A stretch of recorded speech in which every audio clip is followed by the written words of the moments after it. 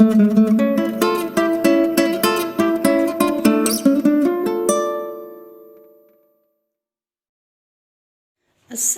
عليكم، كي راكم؟ ان شاء الله كامل تكونوا بخير بصحه جيده. كامل متتبعي قناه ابراهيم ان شاء الله كامل راكم ملاح. شهر رمضان قرب، الله يجعل ربي يدخل علينا بالصحه والستر ان شاء الله يا ربي، لا فاقدين ولا مفقودين ان شاء الله يا ربي.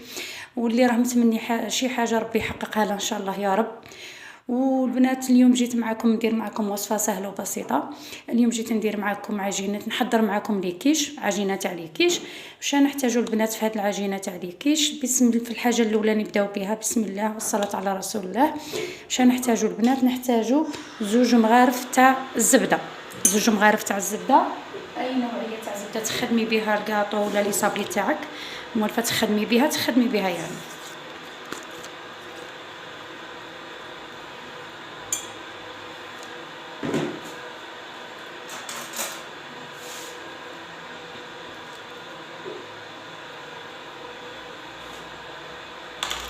الحاجه الاولى كما تشتوني هنا درت 2 مغارف تاع الزبده، نزيد معاهم شويه ملح على خاطر حنا دايرينهم مالحين، ما حناش ماشي نديروا ليكيش حلوين. مغرفه صغيره تاع السكر البنات، مغرفه صغيره تاع السكر اللي تعديل الذوق. ونزيدو حبه بيض،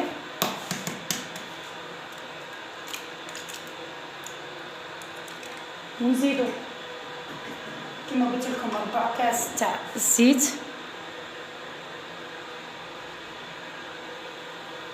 ونضيفوا له 4 كاس تاع الماء. كما قلت لكم نضيفوا له 4 كاس تاع الماء. نطلع هاد المكونات كامل يا البنات بالباطور. كما قلت لكم البنات درت 2 مغارف زبده، درت حبه بيض، درت الملح، درت مغرفه صغيره سكر، ودرت 4 كاس تاع الزيت، 4 كاس تاع الماء، وتطلعيهم بالباطور يعني القوام تاعهم يولي كريمي. بسم الله.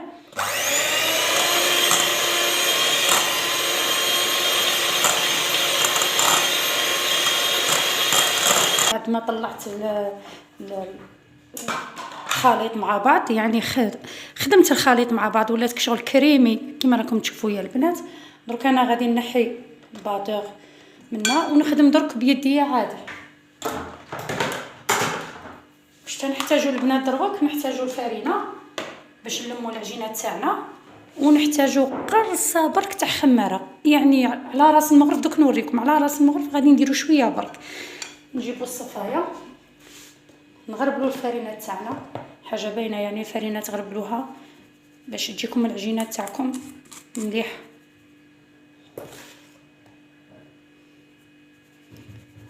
غادي درك نضيف قرصه تاع الخماره كما قلت لكم. كاين اللي قادرين يستغناو على الخماره تاع الحلوى، ها قرصه على راس المغرف. وتلمي العجينه تاعك عادي.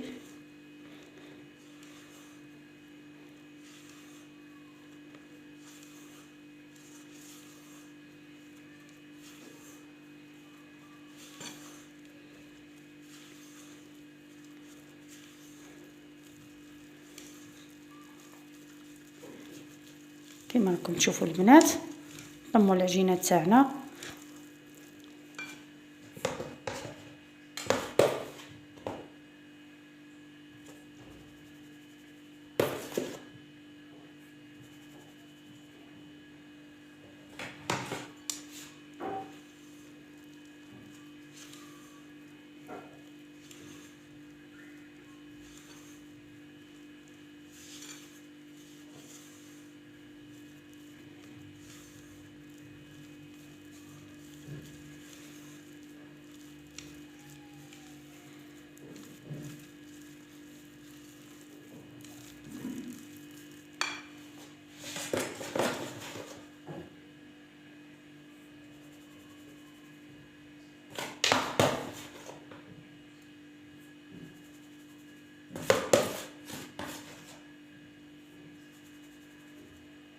دائما كيما وصيتكم البنات، يعني الفرينه كي تزيدوا غير بشويه وتخدموا حتى تتلم لكم العجينه ويجيكم القوام اللي راكم نتوما يعني باغيين تتحصلوا عليه.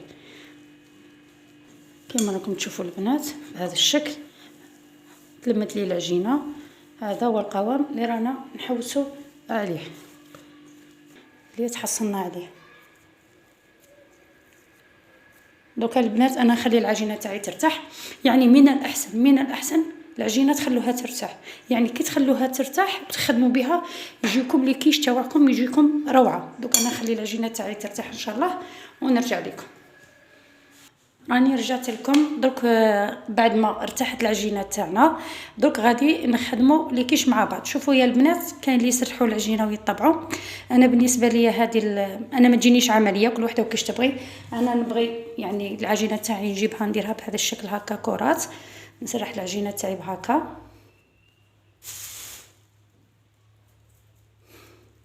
بهذا الشكل ونحطها في المول ونحاول نسقمها يعني في الاطراف مليح باش يعطيني هذوك لي بوردور هذوك اللي في الجناب.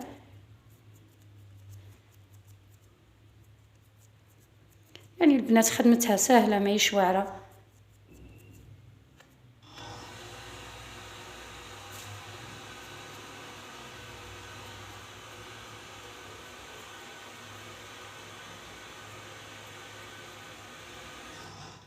حاولوا تعدلوها في الجناب مليح بهذا الشكل كما راكم تشوفوا البنات.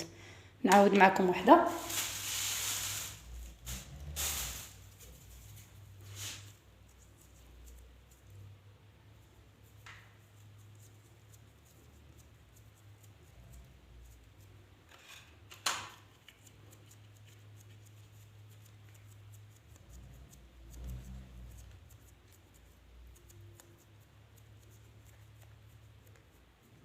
حاولوا تضغطوا هنا على الجناب يا البنات باش يجي الشكل تاع هذوك كما قلت لكم تاع هادو هنا لي بوردور يدخل لكم في العجينه، وكي تجيو تنحوها يجي الشكل تاعها باين.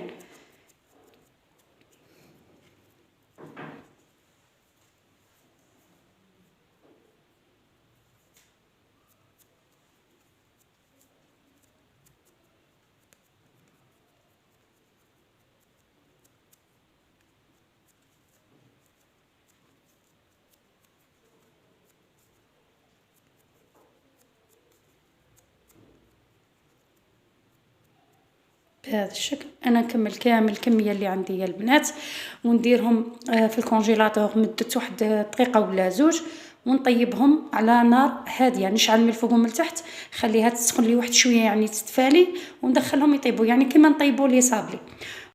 بلا ما ننساو البنات نثقبوهم بهذا الشكل هنايا، يعني تفوتي عليهم كاملين بهذا الشكل.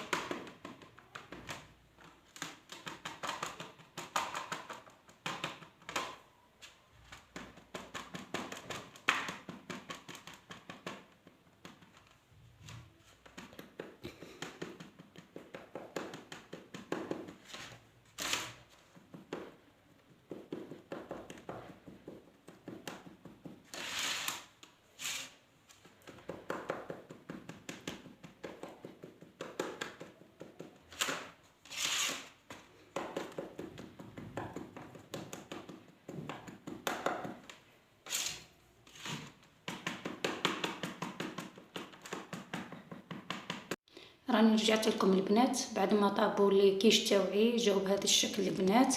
الطياب تاعهم يكون بهذا اللون، يعني يجوا هما شتو جو بيض شويه، يعني باش كيما حنا نقولوا كي تعاودوا تدخلوهم في الكوشه تعمروهم وتدخلوهم يزيدوا يحمروا شويه.